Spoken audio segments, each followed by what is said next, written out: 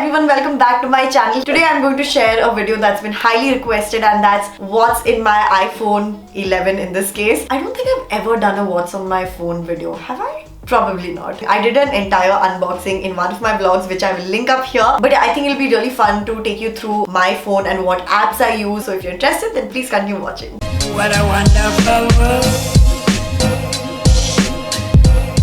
So my lock screen and my wallpaper keep changing every second day. I'm not even exaggerating. This is actually a song by BTS. It's called 0 O'Clock, and under that it's written "and you're going to be happy." Above that it's the Korean lyrics of the actual song. I just find the song really inspirational and motivating. The gist of the song is basically every time the clock strikes 12, it's a start of a new day, it's a start of new dreams, new life. Whatever difficulties, hardships or stress you had on one day, the moment the clock strikes 12, you can let go of it and you can start fresh. I just love that thought. I feel this lock screen really captures that all the time. Every time I open my phone, I already feel very positive. So yeah, this is my wallpaper. It is Taehyung or V from BTS, and there's a small quote or message that V sent to his fans, to ARMY. It says, don't be upset because someone didn't cheer you up. If you feel drained, why not do less rather than trying to do more? Care less, worry less, make it less tough and take a rest. I think this is such a heartfelt reminder. So yeah, I always like keeping a clean wallpaper and also a motivating wallpaper. On the main screen you can see there are only 4 items. One is photos, that's the gallery. The second one is social. I will just click on it, and of course these are all social media stuff. There's Instagram, YouTube, Snapchat. YouTube Studio is basically for YouTube creators. You can get a lot more information about your data analytics and how your channel is doing. You can reply to comments faster. There's Facebook, which honestly I don't use, but I have a lot of apps through which I've logged in from Facebook, which is why I need Facebook. There's Pinterest. Oh my god guys, I feel Pinterest is the most visually inspiring platform out there. I have boards for like different phone wallpaper. Here you can see again a lot of BTS related wallpapers. There are even like normal wallpapers. I have a board for nail ideas because I love nails, but you can see I've not done anything yet. But yeah, I just love being inspired and going through Pinterest. So that's Pinterest. Then I have Spotify. I don't know what I would have done in life without Spotify. It's my daily medicine. SoundCloud, another app I don't use as much as Spotify, but there are so many good songs there, especially of BTS, which are not available on Spotify. So I use SoundCloud, and there's good old FaceTime. And when I swipe right, there's some more apps. One is podcast. So I know my long-term subscribers know that I used to listen to a lot of podcasts before, and this was especially true when I was living alone in my apartment. But honestly, in this year, I haven't touched podcasts, like maybe once or twice. But I will anyway show you some of the podcasts that I really like. It's very entrepreneur / personal development sort of podcast. And Build Your Tribe, Game Changers by Erin May Henry, love her YouTube channel as well. There's Gold Digger, love that. Rachel Hollis, I'm doing the last 90 days, that's inspired by her.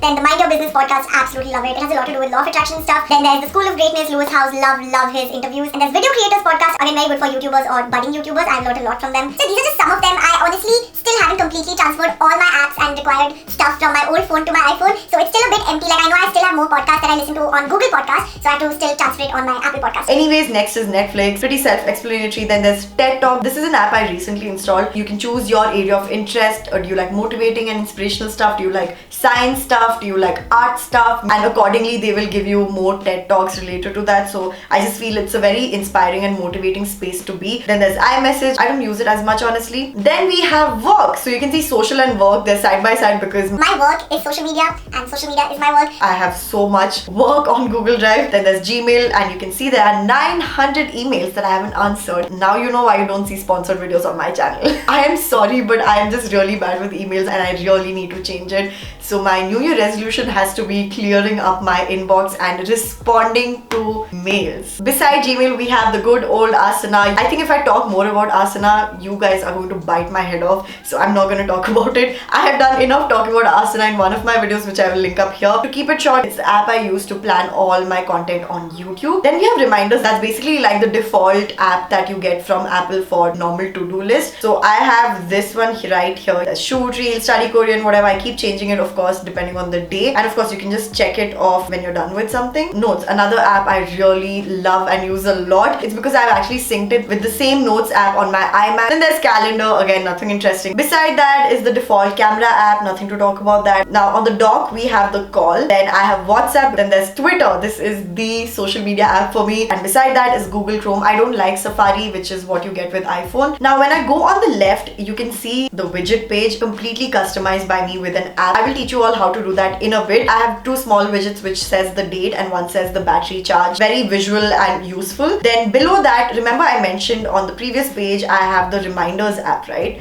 and you can see all the to-do list. Now this is linked with the widget here, so you can see my to-do list is right out there. So every time I need to quickly check what all I have left to do, I can just swipe left and I just quickly get a view of all the things that I have to get done. The good thing is that every time I check off anything, for example, I'll check off shoot and I've finished shooting some reels, and then when I swipe left, you can see the shoot and the reels have completely vanished because it's already checked off. I've chosen the color purple because my phone is in fact called Bora, which means purple in Korean, and you all know who else is called purple. Ta-da! And why purple is because, well, also I keep getting asked where I got my case from. This is from Forum Mall in Koramangala, Bangalore. As you can see, I'm really vibing with the entire purple lavender theme. But when I swipe up on this, I get to see my daily use of my phone. You can see it's quite a bit already, and you can see Twitter is winning by far. Like I said, it's an unhealthy addiction. But yeah, I feel this is really helpful because the moment it crosses 5, I'm like, Meghna, time to get off your phone and be more productive and time efficient. Now moving on to the right side. Firstly, from the look of it, you can see the font looks a bit different. It looks more aesthetic, more pleasing to my eyes, and looks really cool in my opinion. So what you have to do is just simply long press, just hit rename. Instead of just putting utility, you're going to go all caps and put space between each letter. That's pretty much it. So I've done that with all my folders, and I just love this entire spaced out font look. Anyways, so the first folder is utility, and that has all like the boring but important apps. So there's voice memo, calculator, the app store, clock, settings, Google Maps, and the weather. Then on the right side I have edit. This is basically like video and photo editing. Honestly, I don't use any of these much. Quick collage sometimes when I have to make a collage of something, and Canva I do use it. I will just quickly show you what it does. If you're a beginner YouTuber, I think you will really enjoy Canva because you can do so much with it. If I want to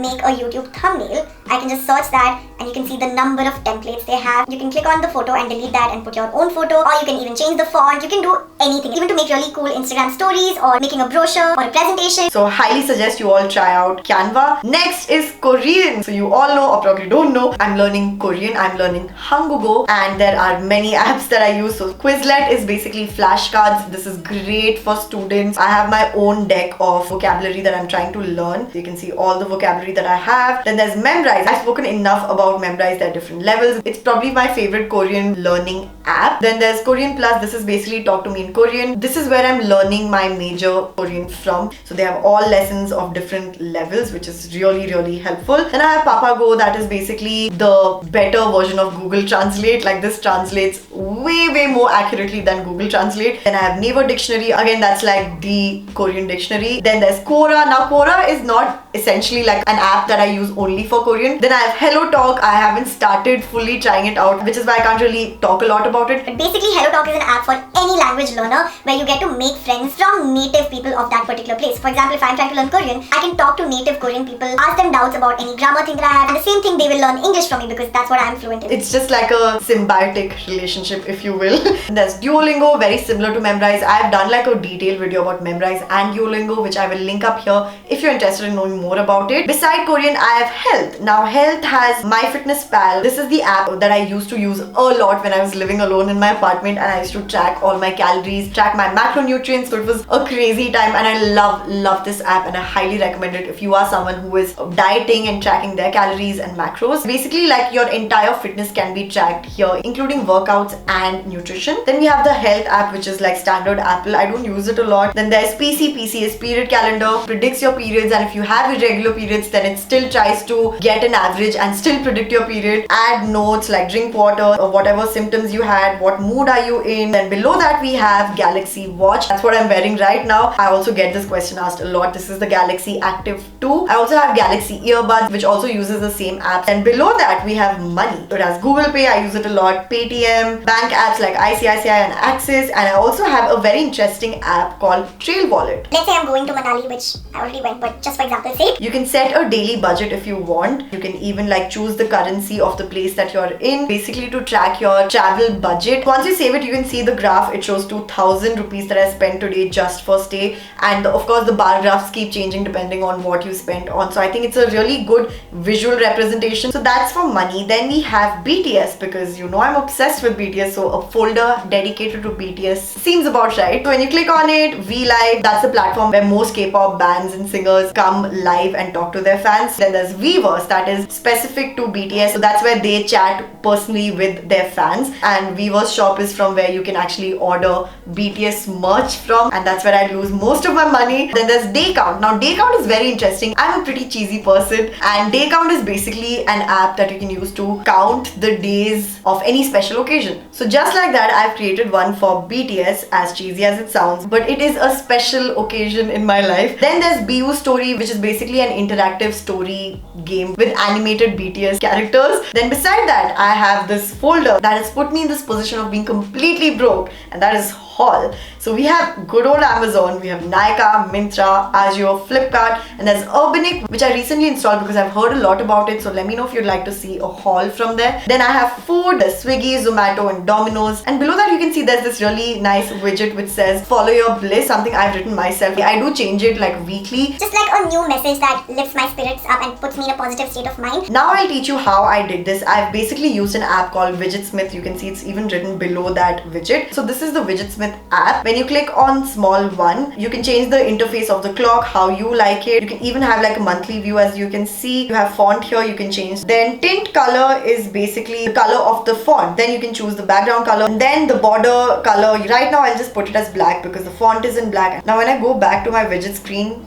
you can see it's already changed. So that's how you do that. Follow your bliss one. Again, this is how you do it. It's the same process except there's text, so I can change it into whatever I want and save it, and you can see when you go back it's changed into stay grateful. And for to-do list, I'm using the large widget. I've just chosen reminders because it's linked with my reminders app on my phone. You can choose which list you wanted to show. I've chosen the sparkle one because that's my to-do list, and yeah, that's pretty much it. So I do have a lot more apps that I want to install. Some of them I've already installed, I haven't used much, and these are mainly productivity related apps. So if you'd like to see a video on my favorite productivity apps on my phone, then you can let me know in the comments down below. I would love to do my research, use as much as I can, and of course share whatever I already use with you all. Anyways, I'm glad I did this long overdue video, which is what's on my phone. I hope you enjoyed it. Please do give it a big thumbs up if you did enjoy it, and if you want, you can subscribe to my channel and click on the bell icon so that you don't miss out on any of my future videos. Join the Meg fam. We are like a very happy, positive, crazy community, and I'd love for you to be part of it. And definitely follow me on my Instagram. I'm super active there, and I just genuinely love to talk to you all on my Instagram, so follow me there as well. And yeah, with that we come to an end of this video. I have a very special announcement and a very special December. If you can take a guess, comment it down below. But anyways, I will see you all in my next video. Till then, stay happy, positive, and blessed. Bye. What a wonderful world.